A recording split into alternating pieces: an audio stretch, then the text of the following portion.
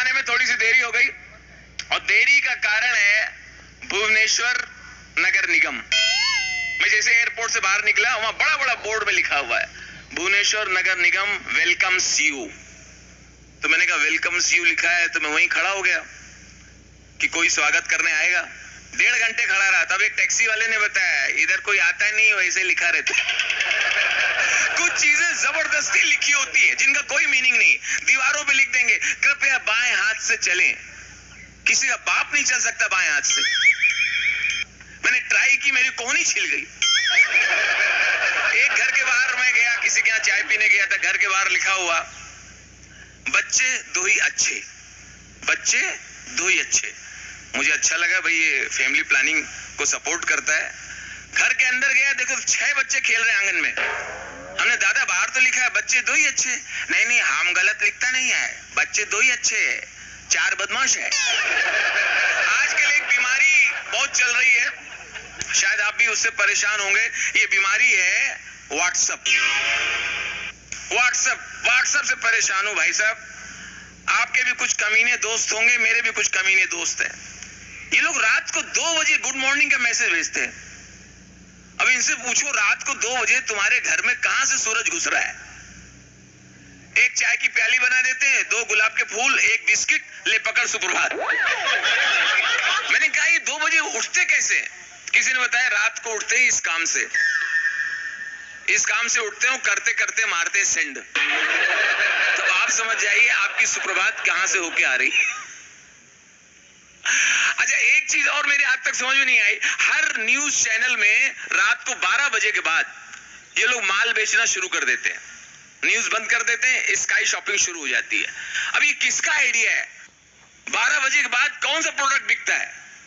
हमें लगता है इसके ओनर कहते होंगे हिंदुस्तान सो गया है, माल बेचो। कौन जाग जाग के खरीदता है?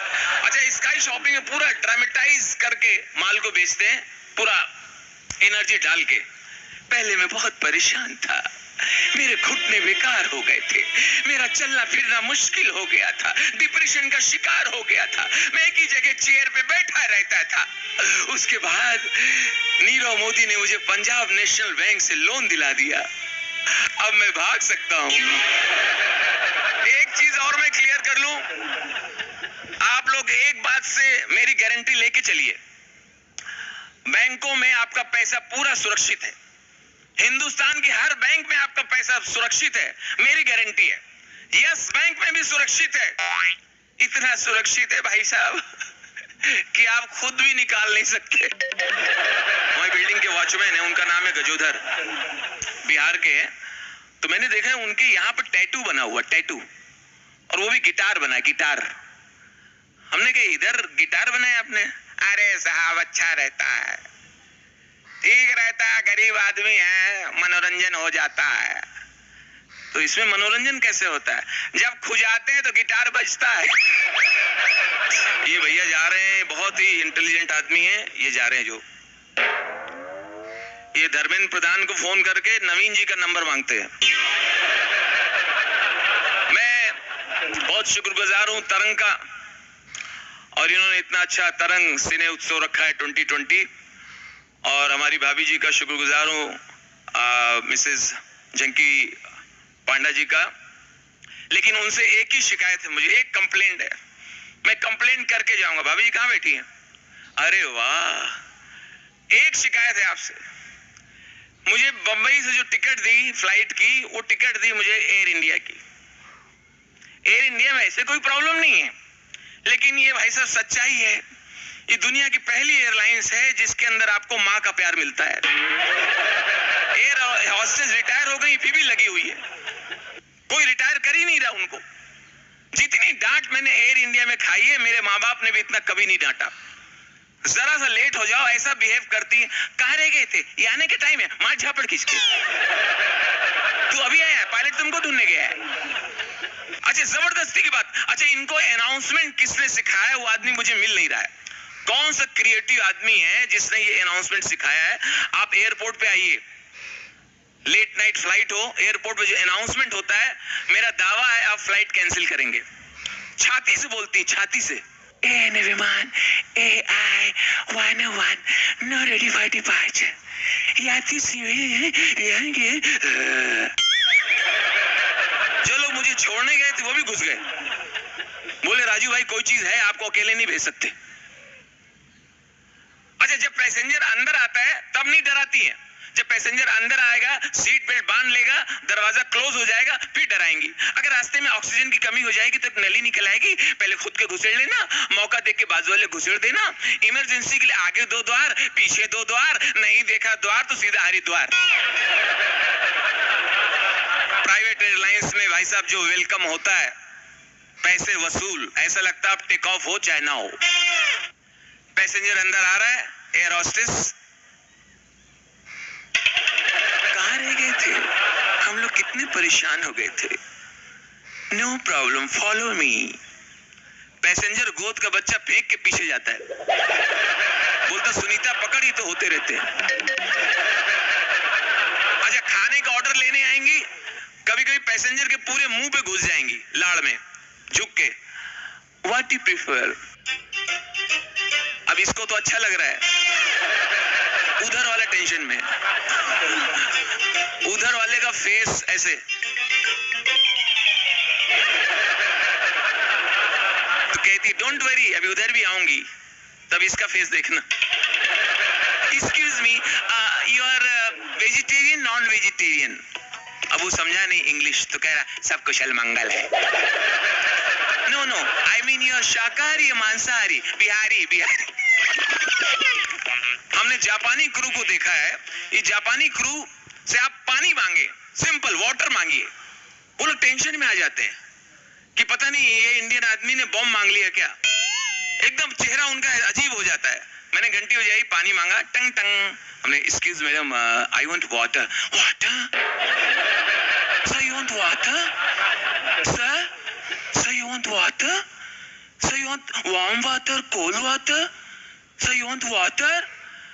हमने इतना लफड़ा है तो कैंसिल करो, मेरा नवरात्रि व्रत चल रहा है, मैं निर्जला हूं निर्जला। दिल्ली और जयपुर की फ्लाइट बहुत छोटी फ्लाइट है, 30 मिनट की फ्लाइट है दिल्ली जयपुर, वहां भी अनाउंसमेंट करेंगे। अगर प्लेन को अगर मजबूरी में पानी में उतारना पड़े तो रक्षा जैकेट आपकी कुर्सी के नीचे रखे हुए, रक्षा जैकेट को ऐसे निकाल लें, ऐसे गले में डाल दें, ऐसे फुला लें। मैंने कहा मैडम यहाँ आपको दिल्ली जयपुर में समुद्र कहाँ मिल रहा है, क्या किसी की बाल्टी में उतारोगे? अच्छा मुझे वो कैरेक्टर मिल भी जाते हैं कॉमेडी वाले, पता नहीं मेरे सर पे वो पैसेंजर आ भी जाते हैं जिनसे मुझे ह्यूमर मिलता है। एक मुझसे कह रहे हैं अरे राजू भाई हमें विंडो पे जानी थी, विंडो। हमने कहा आपको बादल वगैरह देखना है? नहीं खिड़की से थूकना है। एक कह रहा अरे राजू भैया विंडो पे देखो, विंडो पे जहाज कितना ऊपर आ गया है, आदमी चींटी के बराबर दिख रहा है। हमने कहा महाराज अभी टेक ऑफ नहीं हुआ है, वो चींटी है। इंटरनेशनल फ्लाइट में सबसे ज्यादा परेशान होते मैंने उस आदमी को देखा है जिसकी सीट टॉयलेट के सामने पड़ जाती है, वॉशरूम के सामने। अब 9-10 घंटे की फ्लाइट, टॉयलेट सामने बैठा, थोड़ा नींद आई, तभी अंदर से फ्लश की आवाज आई, अब जाग गया, भाग सकता नहीं है, क्या करे, तो खुद ही कमेंट्री करता है अपने लिए, कोई धो रहा है। अच्छा धोने के बाद वो निकला नहीं, 5-10 मिनट नहीं निकला, तो खुद ही कह रहा है पैंट पहनने में इतना टाइम। फिर भी नींद नहीं आ रही है, तो अब क्या करें, तो सोचता चलो लोगों के पैसेंजर्स की हेल्प करते हैं। उधर से जो जा रहा है लेफ्ट मत जाओ, लेफ्ट वाले मत जाओ, पानी नहीं आ रहा है, राइट वाले में कोई गया है। आज का किस्सा में किसी आदमी ने मुझे ये कोरोना से बचने के लिए यहीं पे भुवनेश्वर में ये मास्क दिया है, और मैं जानबूझ के दिखाने के लिए लाया हूँ। ये मास्क दिया है, मैं उनको धन्यवाद, लेकिन उनको बता दो मैं पहनूंगा नहीं। पता है क्यों? पीछे लिखा है मेड इन चाइना। ये कौन सा पकड़ा दिया है यार, ये तो प्रसाद में लाके दे रहा है। कोरोना की वजह से छुट्टी मांग रहे हैं ऑफिस में, साहब के केबिन पे आए, साहब नमस्कार साहब हमें छुट्टी दे दीजिए 1 महीने की। हाँ, पेड लीव दीजिए, पेड। हाँ, तनख्वाह ना काटिए साहब। क्यों? क्यों 1 महीने की छुट्टी क्यों है? 1 महीने की छुट्टी क्यों? साहब, हमको कोरोना वायरस आ गया है, वायरस हमारे अंदर घुसा है, 1 महीने की छुट्टी दे दीजिए साहब। अच्छा, अगर छुट्टी ना दे तो फिर हम रोज आएंगे, आप ही से मिलके जाएंगे। दीवार में एक सीन है जब अमिताभ बच्चन एक बिल्डिंग खरीदते हैं और बिल्डिंग की वैल्यू से ज्यादा पेमेंट करते हैं, तो बिल्डर बहुत सरप्राइज हो जाता है कि ये आदमी एक्स्ट्रा पेमेंट क्यों कर रहा है। तो दोनों के बीच कन्वर्सेशन होता है और लास्ट लाइन मैंने अपनी तरफ से उसमें जोड़ी है, विजय माफ कीजिए, आपको बिजनेस करना नहीं आता। अगर आप कहते तो मैं इस बिल्डिंग में 25-50 लाख रुपए का डिस्काउंट दे देता। ऐसी क्या खास बात है इस बिल्डिंग में, आप एक्स्ट्रा पेमेंट क्यों कर रहे हैं? नहीं डागा साहब, डागा साहब आपको मालूम नहीं है, जब इस बिल्डिंग का निर्माण हो रहा था मेरी माँ ने इसमें मजदूरी की। मेरी माँ ने इस बिल्डिंग में ईंट गारा और मोरंग ढोया है और आज ये बिल्डिंग खरीद के मैं अपनी माँ को गिफ्ट करना चाहता हूँ। मुझे बिल्डिंग हर हाल में चाहिए, हर कीमत पे चाहिए। Anyhow, माफ कीजिए, बिजनेस करना तो आपको नहीं आता। अगर आप कहते तो इस बिल्डिंग में 25-50 लाख रुपए आपको और दे देता, क्योंकि ये बिल्डिंग ये बिल्डिंग ये मुझे हर हाल में चाहिए, हर कीमत पे चाहिए। Anyhow, अब मेरी लाइन। अच्छा, तो आजकल तुम्हारी माताजी कहाँ है? क्यों डागा साहब?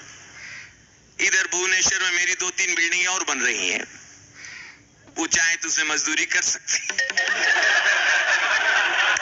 बस ये प्यार मोहब्बत इसी तरह से बनाए रखिए, हंसते रहिए, एंजॉय करते रहिए, ऐश करिए। कोई कुछ बोले तो मुझे बताइए।